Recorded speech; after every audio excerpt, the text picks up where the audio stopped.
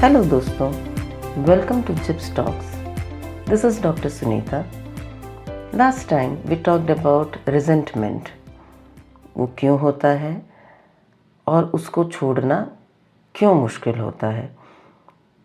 This time we are going to talk about solutions to let go of resentment. जैसे आपको याद होगा, the first point that we discussed was unresolved anger and hurt. हम सबसे पहला step है अपने इमोशंस को समझना और प्रोसेस करना. जब आपको गुस्सा या हर्ट फील होता है तो उसे इग्नोर मत करिए. अपने इमोशंस को एक्नॉलेज कीजिए. एक जर्नल लिखिए या अपने किसी ट्रस्टेड फ्रेंड के साथ बात कीजिए. एक और टिप दूँ, विजुअलाइजेशन ट्राई कीजिए. अपनी हर्ट को एक इमेज या ऑब्जेक्ट के रूप में इमेजिन कीजिए और सोचिए कि आप उसे रिलीज़ कर रहे हैं. यह एक बहुत पावरफुल एक्सरसाइज है जो आपको लाइटन फील करने में मदद करेगी.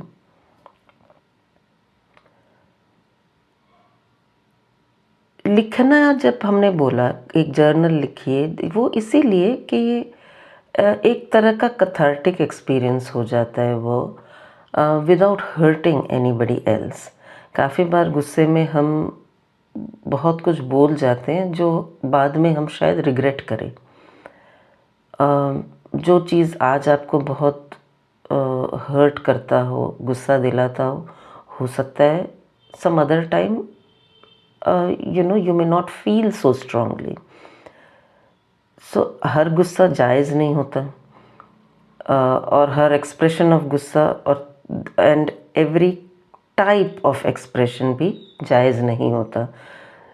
बट इम्पॉर्टेंट है समझना और एक्सेप्ट करना that okay, I am hurt, I am upset about something, I feel helpless, I am angry. जब हम लिखते हैं तो वो नेचुरली रिलीज़ होता है हमारे बॉडी में से, एक क्लिनजिंग प्रोसेस की तरह. And sometimes even in the most challenging situations, मान लो आप आपको पूरा हक है वहाँ पे गुस्सा होना, you have every right to be angry. Even in such situations, you will find that writing makes your mind clearer. So journaling, जब हम बोलते हैं कि लोगों को लिखने के लिए, काफ़ी बार वो उनको बहुत टीडियस, बहुत इरिटेटिंग सा एक एक्सरसाइज लगता है, but it really helps you lot. दूसरी जो बात की थी हमने, deep seated sense of injustice. Injustice के एहसास को एड्रेस करने के लिए एक मंत्र याद रखिए आप, एक्सेप्टेंस इज़ नॉट अप्रूवल. दोस्तों, एक्सेप्टेंस का मतलब ये नहीं है कि आप उस इनजस्टिस को सही मान रहे हैं. इसका मतलब है कि आप उस फैक्ट को एक्सेप्ट कर रहे हैं कि ये चीज़ हो चुकी है और आप इससे बदल नहीं सकते. इसीलिए एक छोटी एक्सरसाइज कीजिए. हर दिन एक छोटी एफर्मेशन बोलिए, जैसे I accept what happened but I choose not to let it control me any more. ये एक हैबिट बनाइए और धीरे धीरे आपका रिजेंटमेंट कम होने लगेगा. पिछले बार, if you remember, we also talked about a false sense of control, the illusion of control. So friends, कभी कभी रिजेंटमेंट हमें एक इल्यूजन देता है कि हम सिचुएशन को कंट्रोल कर रहे हैं, लेकिन सच तो ये है कि ये इल्यूजन ही होता है. तो क्या करें? अपने फोकस को शिफ्ट करिए. सोचिए आपने कितनी एनर्जी उस इंसान या सिचुएशन पर वेस्ट किया है जो आपके कंट्रोल में नहीं थी। अब वो एनर्जी खुद पर लगाइए, अपने गोल्स पर, हॉबीज़ पर या सेल्फ ग्रोथ पर। One more tip, gratitude journaling. रोज़ सुबह 5 चीज़ें लिखिए जिनके लिए आप ग्रेटफुल हैं। ग्रैटिट्यूड रिजेंटमेंट का सबसे बड़ा एंटीडोट है। वल्नरेबिलिटी से डर लगना नेचुरल है, लेकिन ये डर आपको इमोशनली बंदिश में डाल देता है। आपको ये समझना होगा कि वल्नरेबिलिटी एक्चुअली एक स्ट्रेंथ है, इट्स नॉट अ वीकनेस।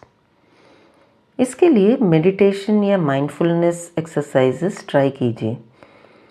अपने इमोशंस के साथ बैठना और उन्हें जज किए बिना ऑब्जर्व करना सीखिए। ये आपको इमोशनल रेजिलियंस बिल्ड करने में हेल्प करेगा। रीवायर योर माइंड। जैसे हमने बात की थी, रिजेंटमेंट एक हैबिट बन जाता है, उसी तरह उसे छोड़ना भी एक नई हैबिट बनाना पड़ता है। नेगेटिव थॉट्स आएंगे, लेकिन उन्हें आइडेंटिफाई करके रिप्लेस करना सीखिए। जैसे ही आपको लगता है उसने मेरे साथ गलत किया, try to replace them with positive thoughts such as first by acceptance that मुझे अच्छा नहीं लगा और मुझे बुरा लग रहा है उसके इस बिहेवियर से। Next point, what are the things I can do about it? Is there anything I want to do about it? Is it worth my effort?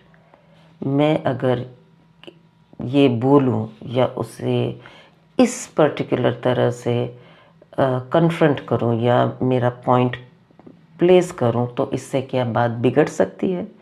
उस इंसान में वो कैपेसिटी है वो समझने की। Next point, what is it that I can do to deal with my feelings of hurt? So we take charge of our emotions. हम बस ये बोल के बैठ नहीं जाते, मुझे उसका बिहेवियर अच्छा नहीं लगा, उसने मुझे ऐसे कैसे बोल दिया, मुझे बहुत बुरा लगा, उसने बहुत गलत किया।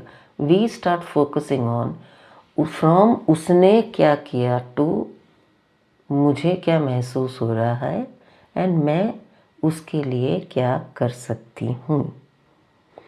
So from problems, from feeling helpless in a particular emotion, we go into actions. We then take charge of our own emotions and the consequences of our resulting actions. सबसे बड़ा चैलेंज होता है जब हमें क्लोजर नहीं मिलता। Closure का wait करते रहना कभी कभी और ज़्यादा पेन देता है, तो क्यों ना अपना क्लोजर खुद बनाएं। एक लेटर लिखिए उस इंसान को जो आपको हर्ट कर गया है। उस लेटर में सब कुछ लिखिए जो आप फील करते हैं, your anger, your sadness, your hurt, everything. लेकिन वो लेटर भेजने की ज़रूरत नहीं है। इनफैक्ट लेटर मत भेजिए, उसे फाड़ दीजिए या जलाइए। And as you tear it, as you burn it, सोचिए कि आप उन इमोशंस को रिलीज कर रहे हो। Forgiveness is a gift you give to yourself. माफ़ी देना आसान नहीं होता, लेकिन ज़रूरी है। अपने मन में माफ़ी का मतलब ये नहीं होता कि आप उस एक्शन को भूल रहे हैं, बल्कि ये होता है कि आप उस नेगेटिविटी को खुद से अलग कर रहे हैं। फॉरगिवनेस के लिए एक पावरफुल विजुअलाइजेशन एक्सरसाइज ट्राई ज़रूर कीजिए। इमेजिन कीजिए कि आप उस इंसान को एक वाइट लाइट में भेज रहे हैं और बोल रहे हैं, I release you, I release you and I set myself free. क्योंकि उनको याद करके आप उनके साथ हमेशा हेल्पलेसली जुड़े रहे, तो उनको रिलीज़ करने का मतलब हुआ आपने अपने आप को आज़ाद किया। ये एक ग्रेजुअल प्रोसेस है, लेकिन ये आपके इनर पीस के लिए सबसे ज़रूरी है। तो दोस्तों, आज का एपिसोड में हमने डिस्कस किया कि कैसे रिजेंटमेंट को स्टेप बाय स्टेप रिलीज़ किया जा सकता है। एक बात याद रखना, रिजेंटमेंट छोड़ना एक ओवरनाइट प्रोसेस नहीं है। यह पेशेंस, अवेयरनेस और प्रैक्टिस का गेम है। लेकिन जब आप इस पाथ पर चलना शुरू करेंगे, आप देखेंगे कि आप कितना लाइट और फ्री फील कर रहे हैं। You must have heard about this. Letting go doesn't mean you are weak. It means you are strong enough to move on. अपने लिए ये स्ट्रेंथ बनाइए, रिजेंटमेंट को छोड़िए और अपने आप को एक नई शुरुआत का गिफ्ट दीजिए।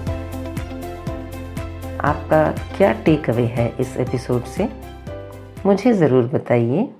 मैं हूँ डॉक्टर सुनीता और ये था जिप्स टॉक्स। अगले एपिसोड तक अपना ध्यान रखिए और याद रखिए, life is too short for resentment. Take care.